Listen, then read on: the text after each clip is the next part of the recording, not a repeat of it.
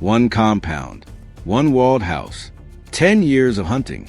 May 2nd, 2011, 23 Navy SEALs flew into Pakistani airspace on a mission so secret, most of the White House staff didn't know it was happening. 90 minutes later, Osama bin Laden was dead. This is Operation Neptune Spear, the raid that ended the largest manhunt in American history. The hunt for bin Laden had gone cold for years. After the September 11 attacks in 2001, he vanished into the mountains along the Afghanistan-Pakistan border, and for nearly a decade, leads dried up one after another. Some analysts privately worried he might never be found at all. The breakthrough didn't come from a dramatic gunfight or a captured document. It came from a name, a trusted courier known by the alias Abu Ahmed al-Kuwaiti. Detainees in CIA custody had mentioned him years earlier, describing him as someone extremely close to bin Laden, someone who might know exactly where he was hiding. It took years of patient work to even identify the courier's real identity, and it took years more to track him. Eventually, in 2010, CIA analysts followed him to a large, unusual compound in Abbottabad, Pakistan, a military town just a short drive from Pakistan's version of West Point. The compound itself raised immediate red flags. It was nearly 8 times larger than any neighboring house. It was surrounded by walls up to 18 feet high, topped with barbed wire. There was no internet connection and no telephone line. Highly unusual for a property of that size and cost. And strangest of all, the residents burned their own trash instead of putting it out for collection, avoiding any outside contact whatsoever. The CIA set up a secret surveillance operation nearby, watching the compound for months. Analysts noticed a tall man who paced the property's garden every day, but never left the walls, never went to a market, never visited a mosque outside the compound, never appeared in public at all. They started calling him simply the Pacer. They couldn't get a clear photograph of his face.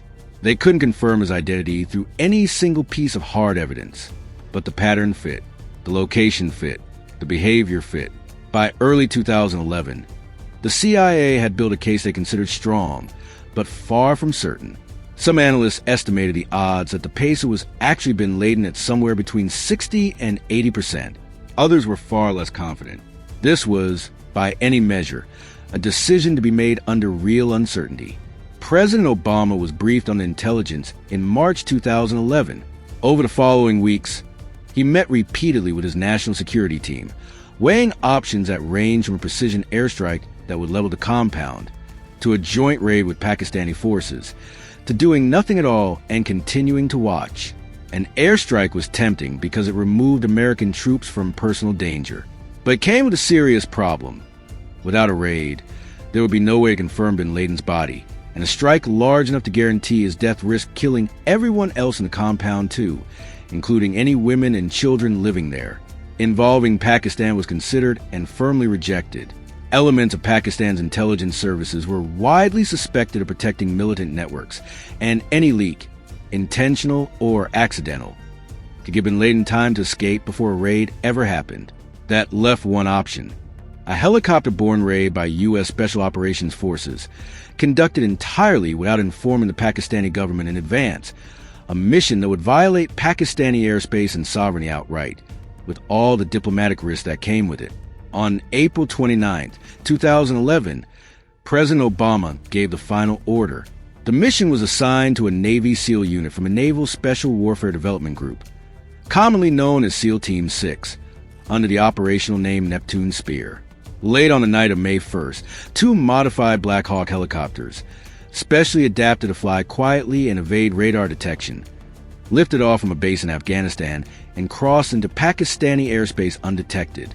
On board were 23 Navy SEALs, a translator, and a military working dog trained to detect explosives and track anyone attempting to flee.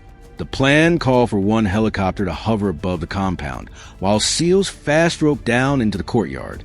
But as the first helicopter moved into position, the unusually high walls and warm night air disrupted the airflow the aircraft needed to hover safely, and the helicopter was forced into a hard landing inside the compound walls, nose down, tail damaged, but the crew and SEALs on board unhurt. It wasn't the plan, but the team adapted immediately, abandoning the original entry strategy and moving straight into the compound on foot. The SEALs breached the outer walls and moved building to building, clearing rooms floor by floor. Resistance was limited. Bin Laden's courier and the courier's brother were killed in an exchange of gunfire near the guest house, along with one of Bin Laden's adult sons on the compound stairs. The SEALs moved up to the third floor of the main building, where intelligence had indicated Bin Laden was most likely to be. There, in a darkened bedroom, they found him. According to the official accounts released afterward, Bin Laden briefly appeared in the doorway before retreating back into the room. The SEALs who entered found him with one of his wives, and with at least one weapon nearby. Accounts differ slightly on the exact sequence of those final seconds, but the outcome was not in dispute. Bin Laden was shot and killed inside that third-floor bedroom, without ever surrendering.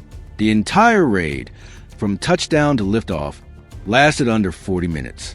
Before leaving, the SEALs did something crucial for mission's credibility.